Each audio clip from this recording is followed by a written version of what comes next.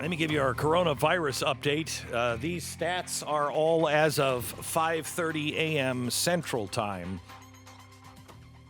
on Friday. So total confirmed cases now are up 1,311 from 82,585 to 83,896. Total deaths up only 53 to 2,867. 57 countries now have confirmed cases. That's up from 51. Some people are claiming that it is 60 countries. Another 9 countries have suspected cases. 18% of active confirmed cases are now considered serious or critical. That means requiring hospitalization or ICU. There are 60 confirmed cases in the U.S. That number is static and 0 deaths. As of this morning, the website from the CDC is still showing only 445 people have been tested in the U.S. We hope that that is a clerical error. We know that 10,000 tests were sent out to hospitals last week. They were they were faulty. They have been shipped back. The CDC was supposed to have new tests arriving at these hospitals by last night or this morning. CDC reports now that over 40 labs across 22 states now can directly test for the coronavirus, and over 90 regional labs have revisited or revised test kits. They will have them by early next week. Before I give you any more, let me just give you some news for people like Stu's wife, who is completely freaking out. We're Americans. We can take it. We've done this very thing before in a much worse scenario in 1918. This too shall pass. You're going to be, I was talking to a nuclear explosion expert, somebody who studies nuclear war.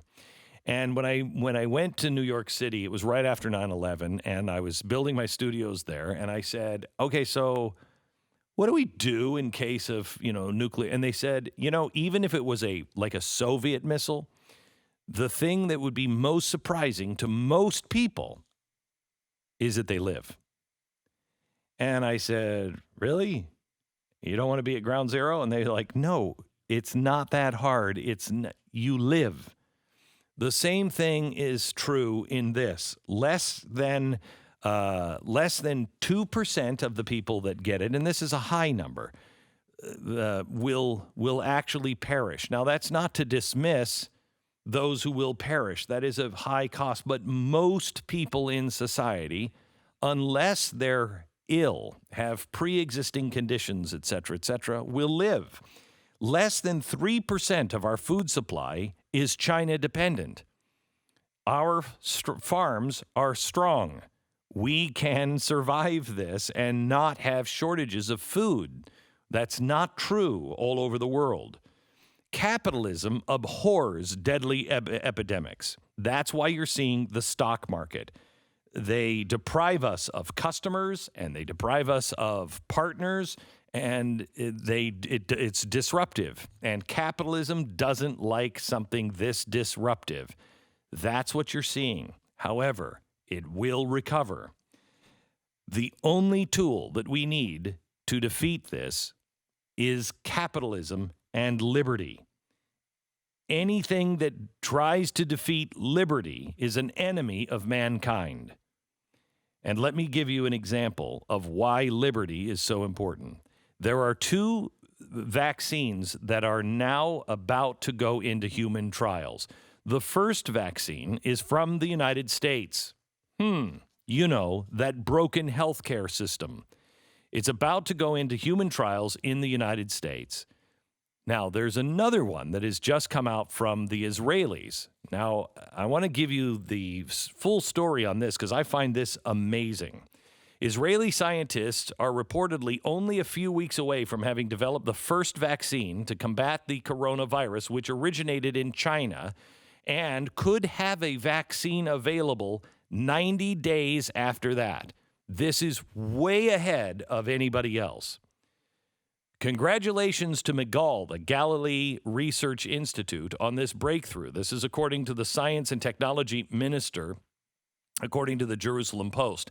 I am confident there will be further rapid progress enabling us to provide a needed response to the grave global COVID-19 threat. Now, here's what happened. The team of scientists at McGill had been working for years on a vaccine against infectious bronchitis virus, or IBV. They said their concept was to develop the technology and not specifically a vaccine for this kind or that kind of virus. The scientific framework for the vaccine is based on a new protein expression vector. Now, listen to this. I'm only throwing this part in because this is... which forms and secretes a chimeric soluble protein. Stu, do you recognize chimeric? Have you ever heard that word before? It sounds delicious, but I really don't know. You watch Mission Impossible movies? Yeah, sometimes. I've got the deadly chimeric virus. It is about to go global. It'll kill everybody. You remember that it was Chimera, I think was the name of that virus. Anyway, it was just me. Now listen, here's what the scientists said. Let's call this pure luck. We decided to choose a coronavirus as a model for our system just as proof of concept for our technology. But after scientists sequenced the DNA of the novel coronavirus causing the current worldwide outbreak, McGill researchers examined it and found that the poultry coronavirus has high genetic similarities to the human one, and that it uses the same infection mechanism, which increases the likelihood of achieving an effective human vaccine in a very short period of time. So they were doing studies on another virus, and they were using a coronavirus as the example to see if they could prove their theory. So they're so far ahead of this. Now, let me give you the downside of this. Watch for... I guarantee you this will happen. The United States and Israel are the only two countries that will probably come up with the virus. If we have a vaccine for it, it will come from those two countries, America or Israel, guarantee. And because of that, watch for people to now say, look at the Jews. Oh, they just happen to have the vaccine. Oh, I'm sure that this came from a bat.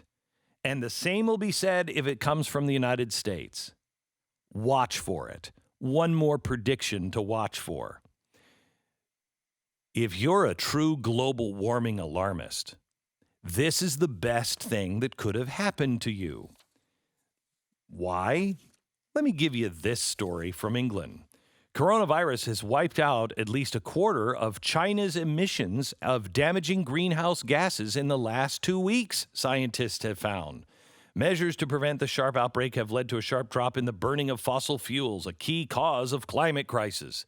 You watch for the extremists who will say, this is actually good. This is going to help us with the climate crisis. Watch for those things because they're coming. Now, what should you do? First of all, don't panic. Second, sleep. Dozens of studies now show the number one thing the human body requires for a strong immune system against infections is sleep, especially the 3 hours of sleep before midnight. That's 9 to 10 hours per night that they're looking for, but the crucial hours apparently are between 9 and midnight. Eat. The other thing the immune system wants to fight off infections is protein, specifically meat protein and vitamin K. Sorry, Impossible Burgers don't count. Stay calm. Stress also leads to the breakdown of the immune system. Prepare for a bug-in scenario. A bug-out scenario is grid falls. Everybody's panicked. Quick, get out of the cities. A bug-in scenario is the grid stays up, but you stay home. Build a deep pantry. Ignore the Surgeon General who said no when asked by Congress if Americans should buy additional food. We're not going to have a food shortage, but you may not want to go to the grocery store, and grocery stores may be closed if the worst-case scenario might happen. Have 2 weeks of tuna fish and peanut butter and noodles, ramen, whatever you have that you can survive on. 3 months is ideal, but 2 weeks everyone should have. Also, toilet paper and things like that. You don't want to have all this food and then go, oh, crap, literally. Get some toilet paper. Subscribe to The Blaze, Netflix, Prime Video, Disney Plus. Plan on some me time. Lots of me time, possibly. Don't eat bats. Don't eat lizards. Don't eat pangolin bats, dogs, rats, or bats. Don't eat them. Pretty much, that's all you need to know on preparation. COVID-19, the oral swab test. Now, according to a peer-reviewed study published in the publication Radiology based on 1,092 patients in China, chest CT significantly more accurate in accurately diagnosing COVID-19 than the oral swab. They found that the oral swab tests now have a 30% false negative rate. 30%. That means the patients didn't show positive for SARS-CoV-2 via oral swab, but were diagnosed via a CT scan and later a blood test. The oral swab test makes up the bulk of global testing techniques to date, since they can be done locally. Blood tests are more accurate, but require blood tests being sent out to labs. CT scans are the most accurate, but they're also expensive, and CT scans require the onset of significant symptoms before they are useful. So the net is that up to 30% of the people who are tested via an oral swab during the pre-symptomatic period may in fact be infected, but the test would show negative. The primary U.S. testing kits set to hospitals are oral swab tests. No data yet on whether the U.S. test kits will have the same false negative rates as the Chinese-produced test kits. The global financial markets, let's probably end it there. They have shed over $10 trillion in market cap in 4 trading days. That includes the $3.4 trillion in U.S. stocks, $3 trillion in Chinese stocks. Over 40% of U.S. stock equity gains since Trump was elected has now disappeared. The 3 years of gains, 40%, and now with today's, it's closer to 50 because we're almost 1,000 points down, have disappeared in just this week. Oil and natural gas also suffering. Oil has lost 10% in February. Bitcoin has lost over 14% in February. Gold is up 10%. Silver is up almost 10% at 8.7. The N95 surgical mask are up nearly 2,300% on eBay. December 1st, the N95 masks sold for $1 each. The average winning bid on eBay per mask is now $22.88. In Austria, the N95 masks are selling for as much as 250 euros. By the way, look for P100 rated masks instead. Those are higher rated and probably not sold out yet. 14% of the recovered patients in China are now later testing positive for COVID-19. 14% of the people who were recovered and discharged from hospitals are getting it again. Yesterday, we found out that death rate may be as high as 30%. Japan confirms China's earlier findings that recovered patients can become reinfected. And for the first time since the Islamic Revolution in 1979, Iran has canceled public prayers. Mosques in Tehran, other cities, are handing out surgical masks. Saudi Arabia has banned all pilgrims travel to the holiest of holy sites in Islam, Mecca, now off limits. Pope has ordered that holy water fonts be drained in Italy. Sacrament wafers will be handed to worshipers rather than placed on the tongues by priests. And the Mormon Church has said, missionaries, no longer should you shake hands when you meet people. Don't bump fists. Just say hello.